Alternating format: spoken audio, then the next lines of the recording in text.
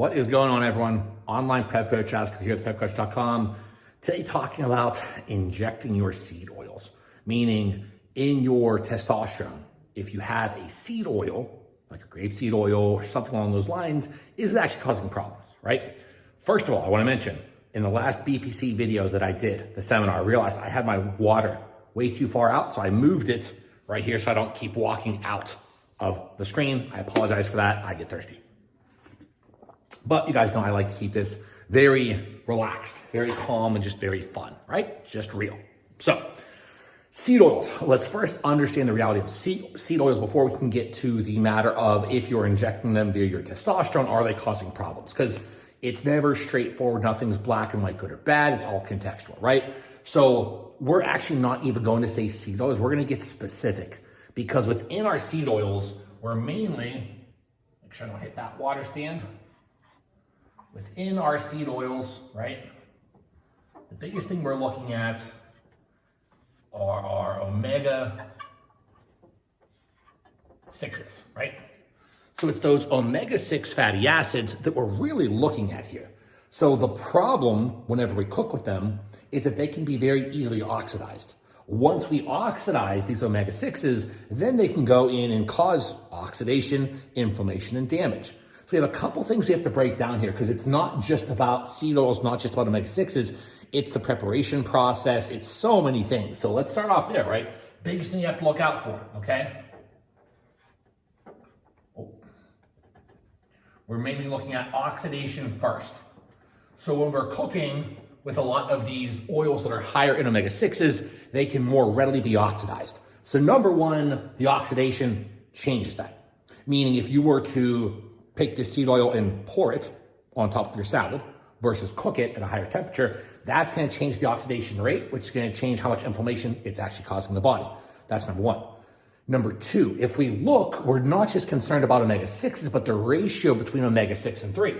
So if we look at the ratio, between 6 and 3, and ideally, best case scenario, so omega-6 to omega-3 ratios, ideally, roughly, should be something around 4 to 1.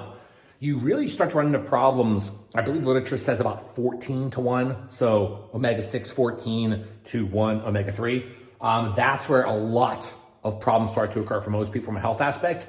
Give you an example, peanut butter, I believe the ratio is like 15 to 1, so peanut butter is not bad, but if you're the person eating a jar of peanut butter a day, not that good. I know people that do that, so that's why I'm using that as an example. So the ratio matters. So first we have the oxidation, how the temperature changes. Then we have the actual ratio between omega-6s to 3s that matter, right? That's, by the way, why we do like some fish oil or something in play. Plasmalogens, that'd be more neuro because that's 3, so the one you take in the morning. It's going to bounce out those ratios, right? So you can reduce your omega-6, bump up your omega-3, and you should put those ratios 4 to 1 fairly easily.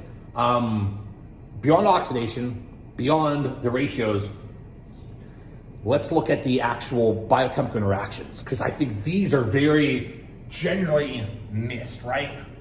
I think if we look at, that linoleic acid cascade, right? We start to see kind of two things offshoot here. So we first start to see the downstream driver on inflammatory drivers like arachidonic acid. So we have an increase in arachidonic acid, and that increases overall, I'm going to say oxidation, inflammation. I kind of use those interchangeably because technically they could be, right? So first of all, that'll drive inflammatory-based cascades, 1. Number 2, from there, beyond driving the inflammatory side of things, it'll actually modulate and, I don't want to say fight with, but kind of consume a lot of the enzymes involved in driving DHA, EPA metabolism. So what you start to see is the omega-6s will compete with the enzymes to then start pulling down these omega-3s, then further skewing the ratio of 6 to 3s.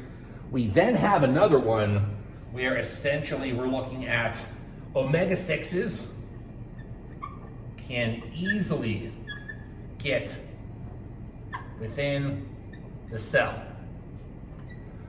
Normally, that'd be a cool thing, right? The problem is they get into the cell, those suckers get rigid, right? They're not pliable, they're not flexible. They get into the cell, and the overall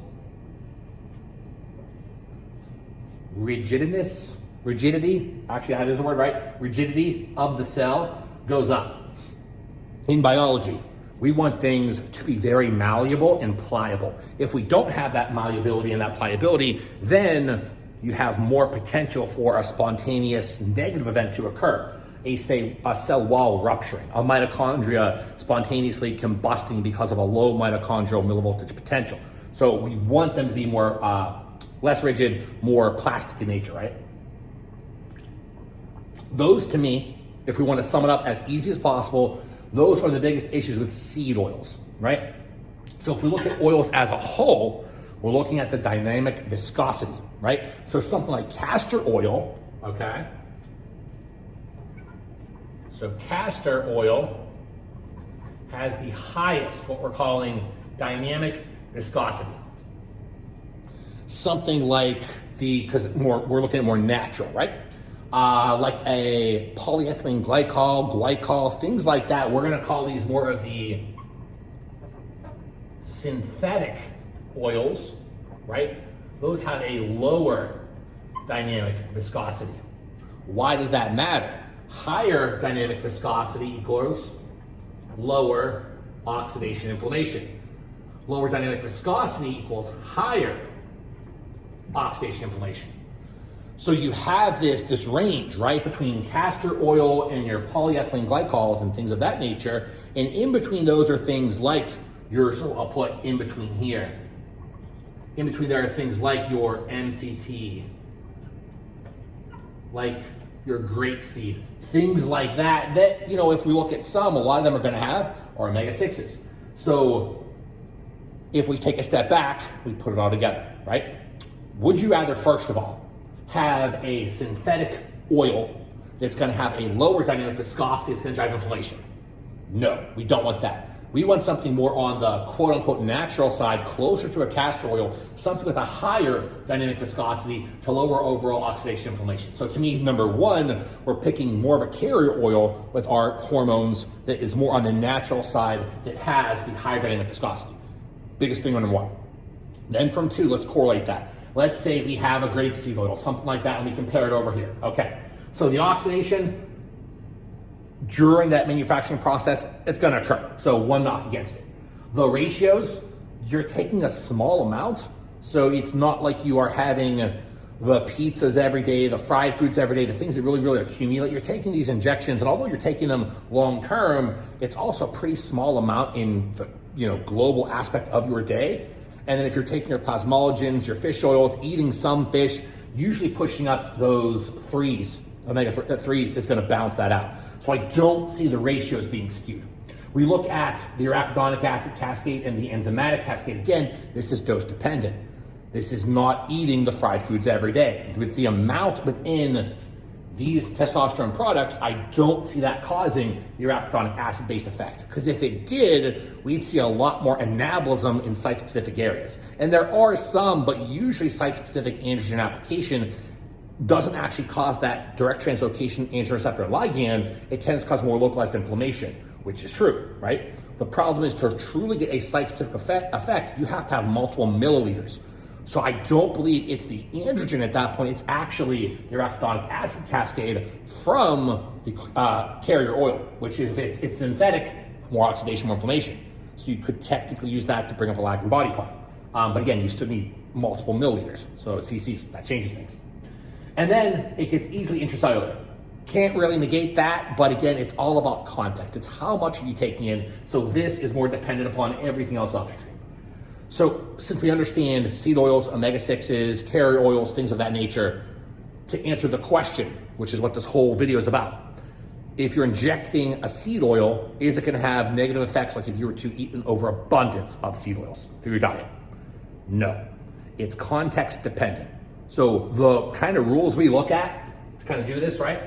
We're looking at, through our diet, first of all, right? Lowering our omega-6 intake increasing our omega-3 intake and changing our carrier oil if you have something that is more synthetic. So if you're changing your carrier oil, if you're actually doing the things you should be doing with your nutrition, and by the way, again, just to make sure we're on the same page, right? I say it all the time, it's moderation. Having the pizza with your family once per week or twice per week, or having a fried food here or there, that's not the biggest problem. The biggest problem is having the goldfish every day, the chips and the bagged foods that are just filled with seed oils that people just don't even know. If you look at the back of any package, almost all of them have some kind of seed oil in there. So if you can just change your diet to lower your seed oil intake, mainly looking at lowering omega-6s while bumping up your omega-3s, that's gonna do just about everything. Then at that point, your carrier oil, honestly, doesn't really matter. But if you are having a carrier oil that has a higher synthetic amount of oils, which is gonna lower your dynamic viscosity, or has lower dynamic viscosity, which increases your oxidation, that's just extra inflammation that we'd rather not deal with. So why not just change your carrier oil to an MCT, to a grapeseed, to sesame seed, something like that. We don't want the polyethylene glycols, the glycols. We do not want those compounds because they do drive inflammation. It is also person specific, but overall, in terms of actually injecting quote unquote seed oils, not that big of a deal, but we still want to make sure everything is accounted for. As always, thank you guys so much for watching. Check out thepepcoach.com. See you next time.